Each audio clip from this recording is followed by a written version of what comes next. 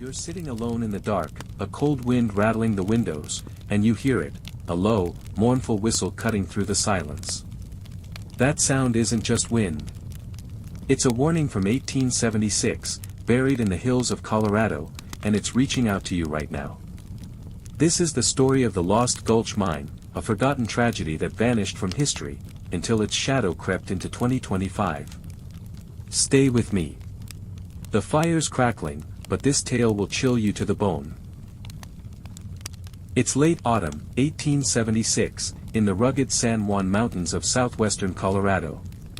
The air is thin, the nights are freezing, and the ground hides secrets under its rocky skin. Silver fever has gripped the region, miners from across America flock here, chasing dreams of wealth in a land that promises everything and takes more. Among them is a man named Amos Tuttle, a wiry prospector with a quiet demeanor and eyes that seem to see too much. Amos isn't like the boisterous newcomers shouting about strikes. He's a loner, a man who came west after the Civil War, carrying scars no one asks about. He's 42, weathered by years of digging, and he's got a hunch, a feeling that leads him to a narrow canyon locals call Lost Gulch. Lost Gulch isn't on any map. It's a jagged scar in the mountains, overlooked by the bigger strikes around Silverton and Eerie. The Ute people, who've roamed these lands for centuries, avoid it, whispering about spirits that guard the earth. Amos doesn't believe in ghosts, though.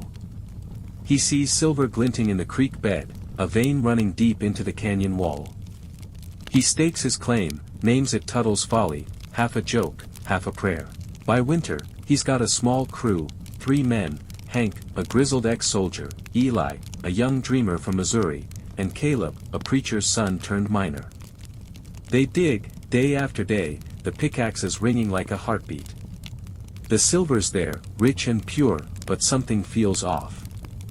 The deeper they go, the colder the air gets, even as they sweat. Amos starts hearing it, that whistle, low and hollow, echoing from the tunnels.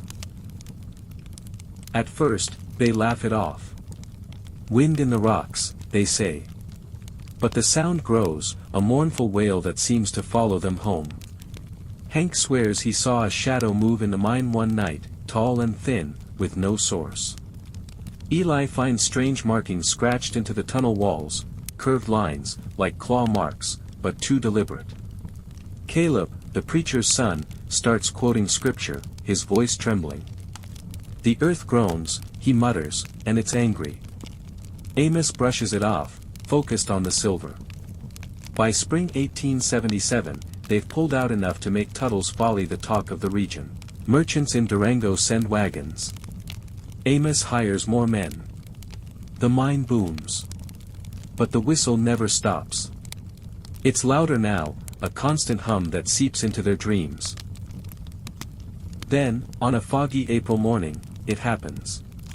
The crew goes into the deepest shaft, chasing a new vein. Amos stays behind, tallying ore. Around noon, the ground trembles, a faint shudder, then silence. Too silent. He grabs a lantern and runs into the tunnel. The air's thick, dusty. He finds the shaft collapsed, timbers splintered like matchsticks. No screams, no cries, just a void where 10 men were. He digs with his hands, shouting their names, but the whistle returns, louder, mocking. Rescue parties from Silverton arrive, but they find nothing, no bodies, no tools, just an empty cave. The mine seals itself, the entrance caving in overnight. Amos is the only survivor, his mind unraveling. He tells the story once, his voice breaking, then retreats to a shack in the hills, refusing to speak again. He dies in 1882, alone, muttering about the whistle. Lost Gulch fades from memory. The Utes say it's cursed, a place where the earth swallowed the greedy.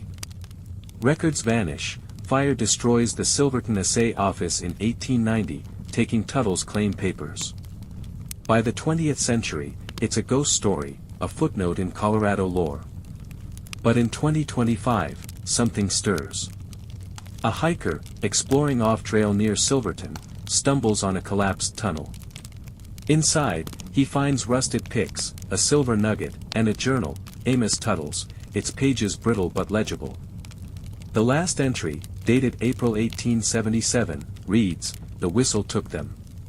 It's coming for me, the marks are alive." The hiker posts photos on X, and the internet explodes. Geologists dismiss it as a natural collapse. Locals swear the whistle's back, heard on windy nights. A team from Denver University investigates, setting up seismographs.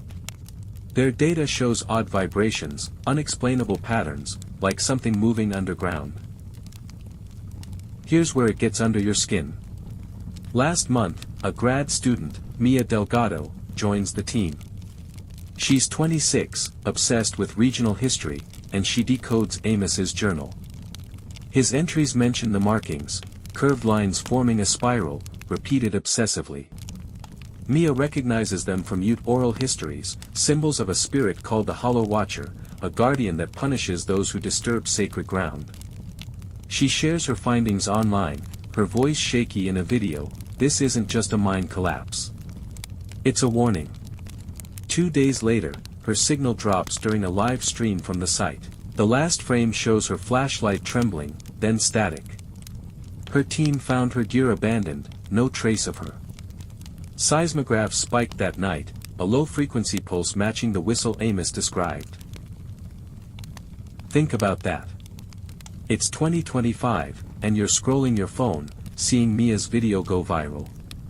The Hollow Watcher, a myth from 1876, might be real, its spiral marks echoing in digital forums, tagged with #LostGulch. Hikers report hearing the whistle near the site, their drones capturing faint, shifting shadows. The government seals the area, citing geological instability, but conspiracy threads on X claim it's a cover-up, something alive down there, tied to the silver, to Amos's greed. Mia's disappearance mirrors his crew's fate. Is it coincidence? Or is the Earth remembering, reaching through time? I don't know. But if you're near those mountains, listen close. The whistle might call you next.